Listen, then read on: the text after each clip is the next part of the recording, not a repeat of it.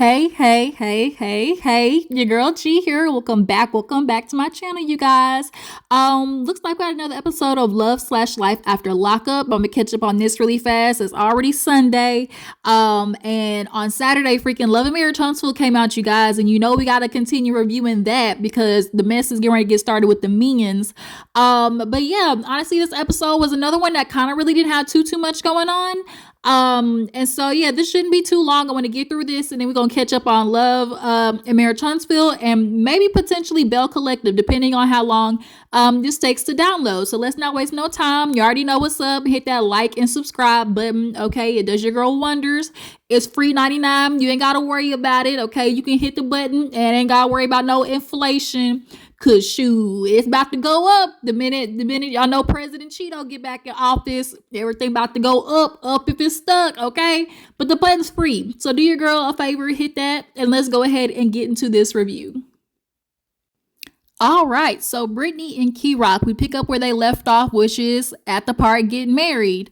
Right as the minister is like, take a deep breath, Britney's like, I gotta talk to you. And so she pulls Kerok to the side and basically lets him know that she called the PO and they suggested that it might not be a good look for them to go ahead and get married. Obviously, Kerok is like, WTF, because this is something that they talked about.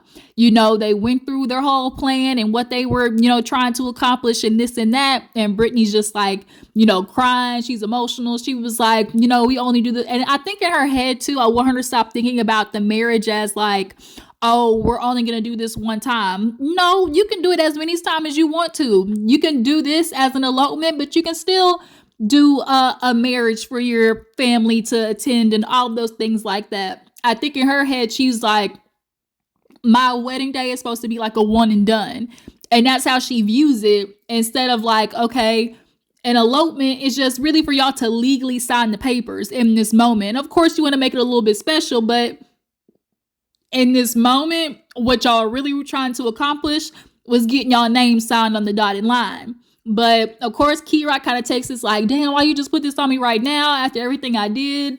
And she's like, it's beautiful and all that kind of stuff like that. So Coffee goes over there to talk to him and try to calm him down. And he's just thrown off because he's like, shoot, I thought this is what she wanted, what we wanted, And so basically they end up leaving.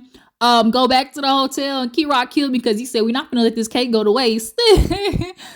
So it's just like the next day they showed the cake is half eaten. The friend, she was talking to Brittney, was just kind of like, do you think you made the right decision? And she's like, I don't know. And of course, KY Rock, he's upset. I guess now you see how your mama feel when she was like, why'd you wait till the last minute to tell me? And now here it is. Karma done got your ass. But KY Rock is just kind of feeling really almost like, he said, like, betrayed. Like, do she even want to marry me? Like, he's taking it more as a personal thing. Like, oh, she really don't want to marry me. And KY Rock, like, he explained it to Coffee. He's like an all in or all out type of person. And you really can't do that in life. Like, to just view everything as black and white. No, sometimes the life areas are gray. And you're gonna have to live in that area sometimes, especially with y'all being, convicts and everything like that. So nonetheless, it's the next day. KY Rock is petty packing. He packing because he being petty, talking about I'm leaving to Texas. And Brittany's like, no, you're not. And he was like, I think I am. And she's like, KY Rock, today's not the day. Like, you playing with me, I'm finna light your ass up, And so KY Rock tries to pull Coffee to the side, and she was like, you want to go on a walk? I guess we all going on a walk. She killed because she was following KY Rock, and he was like, dang, like, what you want me to do? Like, we got to figure out something because I need to go to Texas. Like, let me go make this money. And she's like, but you're not leaving today, not like this. In Brittany's mind, she was like, you not gonna leave on a bad note, because that's just setting up the environment for us not to make it, And so Brittney was like, I'll be danged if you pack up and leave. Today, it ain't finna happen. In her mind, she's like, at least just wait one more week. And it's like, girl, Brittney, I don't know how much a week is gonna change. So they're literally walking around the park, and Brittany's like, F these cameras, like, KY Rock, you playing with me, like, you're not going nowhere, especially like this. And so KY Rock, like, man, you acting all crazy, police gonna get called. And she's like, man, no police getting called, whatever. So finally they sit down, and, KY Rock is really taking it like a personal thing. And I think he was just so invested that, of course, like, it got to him, which is fair, but don't be on no like get back. So like, oh, I'm gonna start packing them, because y'all do need to plan this out. And Brittany understands that he does need to go to Texas so y'all can get this money, okay? Get this munions, okay? Because you're not gonna be able to stay and keep them people waiting when he got a job. So he basically agrees, one more week, and they kind of like, kissy kissy makeup, and hopefully things will, we'll see if they get some type of approval in a week. I'm gonna say no, but the hope's out there for them. But KY Rock definitely needs to get his behind to Texas. But yeah, let's go ahead and move on. Now, Kim, I ain't got much to say, but ooh, you in danger, girl. You are in danger. So basically, Kim and Joey finally make it to the lawyer, the La Hoya, in the famous words of Medea, and she needs to get, some updated information on what the situation holds for her and her ex, because she's still technically on paper married. And her and Joey want to buy a house. So she goes into the lawyer, drops all the information of how, her and her ex, they got married in 2018, had the baby in 2018, got divorced, I think, she said like a year or two later. And so the stipulations for getting a divorce, if you had a legal separation, is to be legally separated for a year. And she luckily has, that checked off the list. And so the next thing to ask is, okay, if I buy a house, will he have any, stake in it? And, they were like, it makes things complicated, but 9 times out of 10, he would have to spend a lot of money to even try to take a part of that. So yeah, as long as we can line the dates up of when you buy the house and everything like that, you should be good. But then she dropped the bomb on the lawyers, talking about, now look, my ex, as of right now, he is the parent that's on the birth certificate. We have a custody agreement. She has full custody, and he basically pays her $2,500 a month, which I did not like that Joey's on the side. I don't know if y'all peeped it, but Joey was like, because after Kim brings up how she, it potentially the baby could be Joey's. And Joey's just kind of sitting there like, yeah, I be danged if I, find out it's my son, and, my son's going to another man thinking that's his dad, that's not going to work. And so the lawyer kind of lets her know, like, ooh, girl, now here's the thing. If that baby is Joey's, you can go ahead and kiss that chuss up, okay? For those who've been on my channel, y'all know what the chuss up is, the child support. You can kiss that goodbye, and then all the money he been paying you, that's gonna have to go right back to him, okay? And Kim's eyebrows looked up like, Kim was not ready for that, okay? She was like, oh no. And so even Joey's face was just kind of like, well, damn. And this is what we mean. Like, Kim was trying to explain to Joey, like, oh, you think it's just, oh, get a DNA test and, that's your son. It's like, no, the responsibilities actually kick in after that, Joey. And you ain't got no money or no job. And then, like I was saying, like, the part I didn't like, he was like, basically, well, yeah, after finding out the DNA, obviously having to pay that back, that'd be crazy, because, we depend on that money. I said, we depend on that money. I said, that's the problem right there, Kim. Joey's laid up in your house. Sorry if y'all heard that notification. And dependent on your trust up money. He's sitting there counting the days and know the day that your money come in, so he can start asking for shit. Like, he already thinking in his head, okay, she get child support on the 15th. I can go and get these rims on the 25th. Like, it is a mess. And so now Kim's sitting there worried, like, I take care of my kids with that. Like, after he had an affair with me, I decided to do it on my own. And then Joey, in his confessional, really had the nerve to sit there and say, oh, Kim kind of like keep me in the dark with this situation, has me nervous, because the truth is, can I really trust her? She's cheated in every relationship, except for this so far, I think. And it's like, Joey, if she cheated on anybody, first of all, she cheated with you. And then you have the nerve to sit there and talk about cheating when you've cheated on literally every girl that you've been with. So it sounds to me like y'all match made in heaven or a match made in hell. Cause whoever gonna cheat first, I think Joey. Cause it's given you almost cheated with that girl that at the beginning of the season you tried to meet up at the park with. Had she showed up, you definitely would have been over there sneaking and geeking with her. But at this moment you don't, so now you got to worry about whether this baby is yours or not. And if you gonna have to cough up the 2,500 that old dude is gonna be back pocketing if it's not his baby.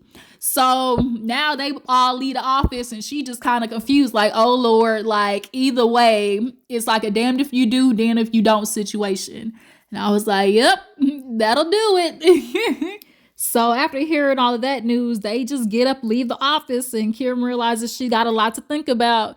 Hell, at this point, you might want to pray to the gods that ain't Joey baby, because that 2,500 definitely is not getting recouped by him, and he want to sit there and talk about, oh, if we do owe him that money, we'll set up a payment plan and give him $10 a month for the rest of his life. Even if it was only $10 a month, Joey, you ain't the one paying it. I can't stand him. I really can't stand legs, hips, and body yaddy. But let's go ahead and move on. Now we back to this heifer right here. Y'all know I can't stand this little brat, Bianca the brat. So it's officially been about a month since Daniel has been out, and he is seeing what it's like to struggle being an ex-convict and trying to get a job. You know, a lot of time when these women, they have this plan of, oh, what it's going to be like when he gets out. We're just going to, he's going to build his life and we're just going to, live happily ever after. And it's like, no, that man has a stain. He's walking around with a scarlet letter, essentially, when you come out of jail. The minute people do a background check and they see that, you either was doing drugs, robbing people, got a murder charge, like they immediately scratch your ass off the list. But Daniel finally was able to, land a part-time gig. And she was in the kitchen with him and she was like, oh, I'm just so proud of you for finally, doing something and, landing a job because, Bianca is very passive aggressive and she finds ways to constantly kind of like make digs at Daniel. And it's like her way of like kind of getting back at him for having to basically pay for everything. And it's like, girl, you knew this is what it was going in. You were paying for everything while he was locked up. And now you're paying for everything now of the apartment. She's like, I got to drive him everywhere, and she's exhausted with it. And it's like, girl, this is what your friend was trying to tell you, which we'll get into later. But now that he's landing this job, she goes to drop him off and she's in the car talking about, oh my God, I don't feel like driving because basically he ain't got no license. And she has to drive him everywhere or he's got to pay for an Uber. So she drops him off and he goes, basically he is working with a moving and packing company. And so before they left, he asked, so are you going to, pick me up? And she was like, yeah, just see how my day go. I'll let you know. Or like, if not, just get an Uber. And so when he got off of work, he was just sitting there and he was like, see, this is stuff I don't like about, Bianca. Like, if you don't want to pick me up, just say that, but don't just like leave me like dangling, hanging there. And which she did. It was just kind of like, how do you not tell him that you're not coming to pick him up? But her ass is in this goddamn, I don't know, Dungeons and Dragons shop. And she's talking to her friend and basically just venting to her friend about like, she is butting heads with Daniel. They live together. And obviously there's an adjustment to that. She was like, obviously, I would love for you to come down here. And, she's like, I haven't seen my friend in so long. And, I could use her company because she don't have no friends, where she's at. She picked up and moved everything and thought like her and Daniel, as most women do, we're going to live happily forever after. I don't need nobody else. It's us against the world. And now there you are stuck paying for everything, looking long-lipped and lonely because you ain't got no friends either. And now in the back of her head, when she's speaking to her friend, when she's asking her how everything's going, they do the flashback of what the friend was saying, which was like, girl, I'm just trying to make sure and help you realize, like, are you thinking everything through? And then Bianca really had the nerve to sit there and be like, well, she's just jealous, which is what a lot of women do. So I wonder if when her friend watched this shit back, I wonder if she got into Bianca's ass or not, because I definitely would have, because girl, That's what your friend is there for, because you be living in La La Land. Girls will get lost in the fairy tale. And then when reality hits, that oh, I now actually gotta be with this person and be with them every day, and be beside them when they're adjusting, because a lot of women forget there is a whole adjustment to when a man gets out of jail. So basically, the friend is gonna come down and visit her, and she was like, "Do you have to ask Daniel anything?" And she was like, "Girl, I pay all the bills. I ain't gotta ask that motherfucker nothing." And so she ends up buying something, spending like $130. She gets home, and he knocks on the door and got the key, and he's sitting down on the couch, and her first two words is "pet peeve." And he was like, "Girl, not right now." Like, literally, he just got off work. She's like, "I'm just letting you know." And it's like, girl, like, she finds ways to like constantly like make digs at him. And it's like, girl, if you don't like the situation that you're in, don't now be trying to call your friend and be feeling like low-key you're getting used and you're his sugar mama and all that type of stuff like that, because that's exactly what your friend was trying to tell you in the beginning. You are going to end up paying for everything because he's going to struggle getting a job, and now you're pissed off about it and feeling like you're getting used, possibly, but we won't know yet. But she ends up pulling out this little play set, and he was like, "Oh my god, how much you pay for this?" She was like, like $130. And he looked at her sideways, because, girl, you constantly on me about the money I'm spending, or like, trying to save money, and then here you are spending well over $100 for this goddamn figurine set that we finna paint and throw away. And her logic simply is, well, I got a lot of settlement money, I know I'm good. But the whole point is, yeah, you think you're good, but you keep spending it. Like, at least Daniel's trying to think reasonably, but then you want to get upset at him because a Uber costs $30 and you're having to pay for it. So in his mind, he was like, that's delusional. And it is. But they're gonna sit down, paint this little bullshit, and obviously throw it away. But at this whole point, you can definitely see that Bianca has had it up to here, and it's like, girl, that's what you get. You gonna go around and find out. I think that's where they ended. Did anything happen with them? I don't think so. But do y'all think that Daniel is gonna stay with Bianca, or is Bianca actually gonna be the one to leave Daniel? I don't know. But let's go ahead and move on to Teenie and Rob. So Teenie and Rob, with his scrumdiddlyumptious ass, they're in the midst of the fight. He basically is still upset about her spending that money at the water park with the kids, and she was being petty and mentioned the tattoo on his arm, and she admitted that she said it because like she had to have a comeback to him saying having a job in 2 weeks.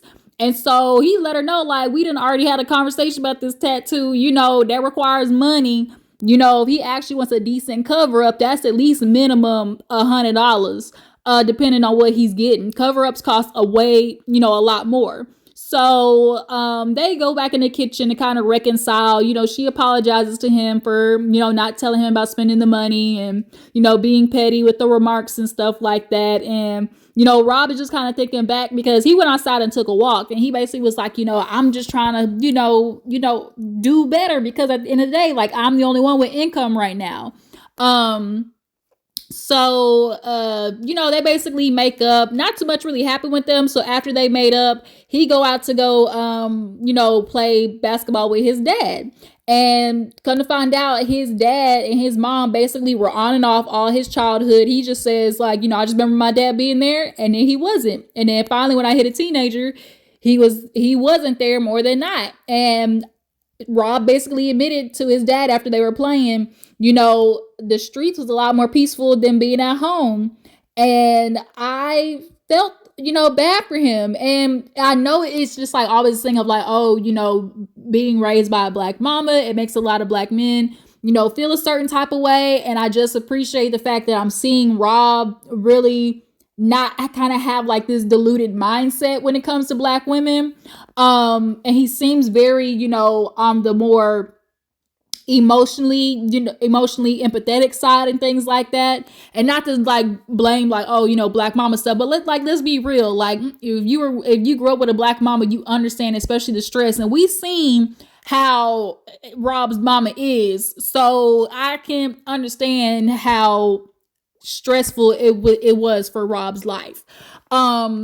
But nonetheless, he's talking to the dad, and the dad basically explains to him, like, I went through my own stuff when I got out. Even though he was cleared of that murder charge, he still had to deal with people not hiring him just because of the headline. So he was like, at this point, you got 2 strikes, and the third one's up to you. Like, just don't do it. So, he just really had a good conversation with his dad. He was like, I love my mom and my dad. I definitely got a bond with my dad, but I really, just need to boss up and try to deliver on all the promises that I made, which is what a lot of these inmates do. From the inside, it's easy to be like, yeah, girl, I'm going to give you the world. We're going to do this and this and that. And then when you get outside and realize how hard it is, now all of a sudden, they go into panic mode. And instead of getting down and getting to business, they start acting out and finding other women to feel better about where they lack in when it comes to, real life. But they go back home. He takes Teenie out on a date because guess what, y'all? Teenie got a job. She got a job. And now we finally see what she does. She was working as like a paralegal. So shoot, Teenie's going to be a little bit okay, And so they go out, celebrate. The kids was at home, chilling with each other. And you can just tell Rob like loves those kids so much. They went out, celebrated. And so Rob was like, well, shoot, now that you got a job, what you think about having a baby? And so Teenie's face was just kind of like, although she, in her mind feels like, Rob would be a good man. He's even taking care of my kids. Like, why not? She obviously has reservations because of the last 2 situations. One passed away, and then the son's dad, he just a deadbeat. So Teenie, obviously, rightfully so, has reservations.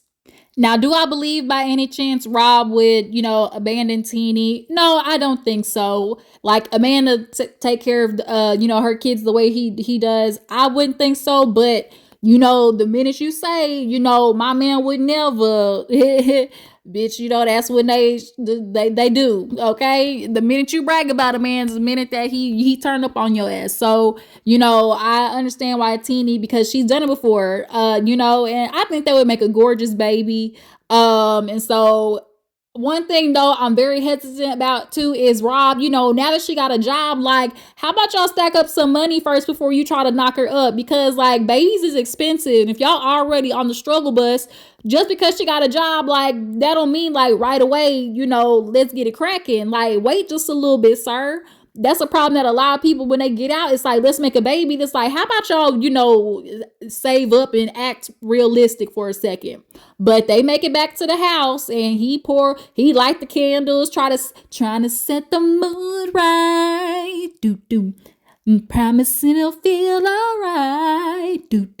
For those who know that song, that's Justin Timberlake back in the day on Crazy Six Love Sounds. Okay, he gave her the Moscato. He was like, so cheers to baby. And she was like, hurry up. She basically like, hurry up and swallow this. She basically like, before I change my mind, let me give Rob this baby. Okay. So he handed them the gold packets, baby. Okay. Rob slinging that D, that Zick. Okay.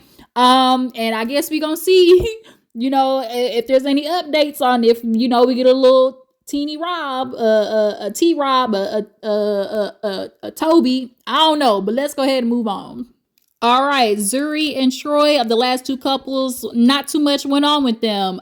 They went to a dispensary. This will be the first time they're actually really getting out and doing stuff. And, now that weed is legal, you can go and buy it in the store. A lot of dudes who were locked up are just amazed. Like, shoot, I used to have to go to a corner boy, had to hit up the plug and, get a little zip, get a little G. And now you can just go in the store and buy whatever. So they in there, and in the back of my head, I'm thinking like, y'all ain't got no money. Y'all owe rents at 2 places. Like, y'all might not want to splurge, but okay. But yeah, they buy the stuff and they go to a little park, and Zuri basically tells Troy that she's thankful. She never really got a chance to thank him when it came to her son, Azael, because he basically is in love with Troy. A lot of times I do get super annoyed when women basically kind of like attach their kids to a man, and almost in a way they feel like if he gets attached to my child, then he'll feel obligated to stay type thing, and I hate that. But in this instance, it's always a gamble, but in this instance, it worked because Troy actually adopted her son, because basically her baby daddy, piece of shit, he ain't there. And so this boy is super attached to Troy. And Troy got emotional. He started crying and was just like, I just really hope, I want to live up to everything and not disappoint them. And I really do think Troy is almost in the same field as like Rob and Louis. I kind of all see them as very more on the emotionally tender side and just like really wanting to do better. But yeah, not too much really happened with them. At the end, they were getting ready to take the son to a little science place. Oh, Zuri, she asked Troy about a baby. She stopped taking birth control because we now figured out what was going on with the face, y'all. The hormones was jacking her face up. I felt so bad for her when she explained it, because with birth control, you never know what's gonna happen. But she was like, if I were to get pregnant, like, how would you feel? And he was like, well, I would rather, be established and, not be in this situation. And Zuri, if you not going to be on the pill, bitch, you can still go get an IUD. You can still go get the plant in your arm. It's still a lot of different ways. Don't you go out here and do nothing stupid, okay? Y'all are not ready to have a baby.